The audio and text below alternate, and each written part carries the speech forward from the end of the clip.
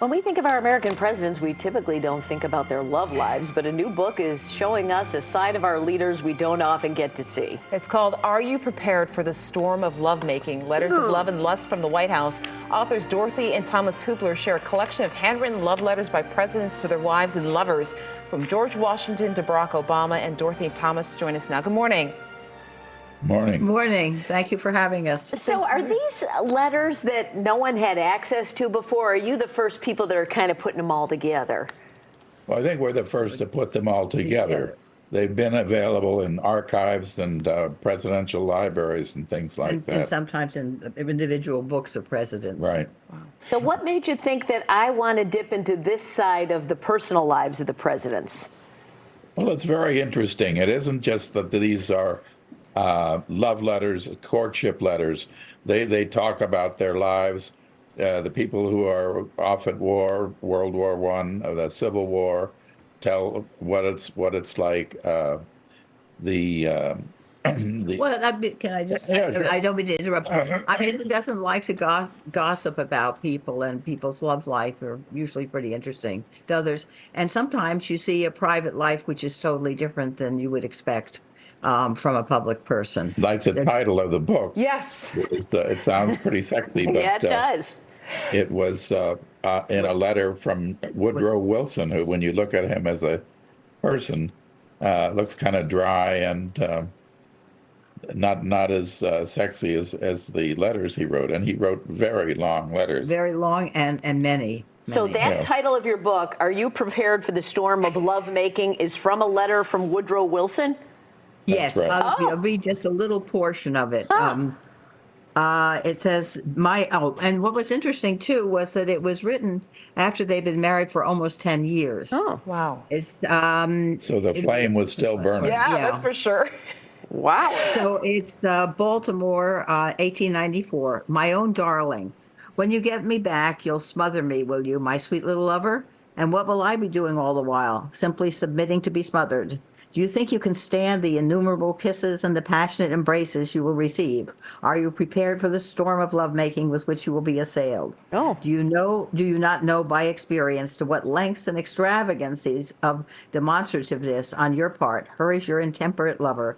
And are you prepared to take the risks? Not Wow. what you would have thought of as Yeah. with Wilson. No, not at all. I wanted to So- talk about Harry Truman and his wife Bess, who knew each other since they were children. What did you learn? Because it's interesting. I think these letters give, what you said earlier, some humanity to presidents that we kind of think, we kind of put in this pedestal where we just see them in history books. But what did you learn about Harry Truman and his wife?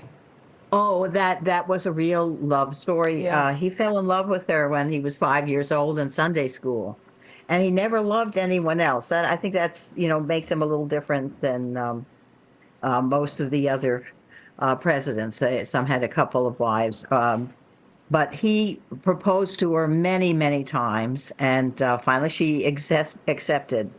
And the letter that he wrote to her in 1913 after she accepted, I thought was really a beautiful letter. This is, Dear Bess, did you ever see the Madonna in the moon? I imagined I saw her. The proper directions are to think of your girl's countenance, and then you can see it. I don't know how the girls are supposed to see it. Perhaps imagine they're getting into a mirror. I'd rather look at the real thing than to hurt my eyes and pain my head gazing into the moon's face. Anyway, he was talking about her. He was very romantic, and he obviously shared everything with her. Oh, I'm famous with the story of John Adams and Abigail. When they were separated, we knew they wrote tons of letters, but he only wrote 1,100 letters, which sounds like a ton. But then you see, like, James Garfield wrote like 1,200 to his wife. Was it his wife? Yes. Yes. Oh, but he also wrote to others too. That was Unbelievable. more of a very modern kind of marriage. Talk Yeah. about Ulysses S. Grant. Oh, that's that's one of the most moving letters in the book, yes, because Tom's favorite letter. he wrote Really? his wife when he knew he was dying because he had throat cancer, and he'd been struggling to write his autobiography, which people say is one of the best the military autobiographies there is, and so that she would have some money after he died. And he also knew that she wanted to be buried with him, but unfortunately, women are not allowed to be buried at West Point here. Yeah. No, why don't you read that? Oh, you want really, me to I read think that? that's very nice. Okay, it's a long letter. Yeah, just that portion, I thought. He says, I should myself select West Point to be buried above all other places, but for the fact that in case West Point should be selected, you would, when the time comes, I hope far in the future, be excluded from the same grounds. I therefore leave you free to select what you think the most appropriate place for depositing my earthly remains. Well, after he died, just literally hours after he died, the mayor of New York offered land in Riverside Park, where both of them are they're not buried exactly. They're in sarcophagi above ground. And he tells her that to look out for the children. I bid you a final farewell until we meet in another and I trust better world. P.S. This will be found in my coat after my death. Oh, Wow. jeez. I'm curious. You guys seem to have like a kind of an unwritten connection. Do you write letters to each other? How long have you two been together?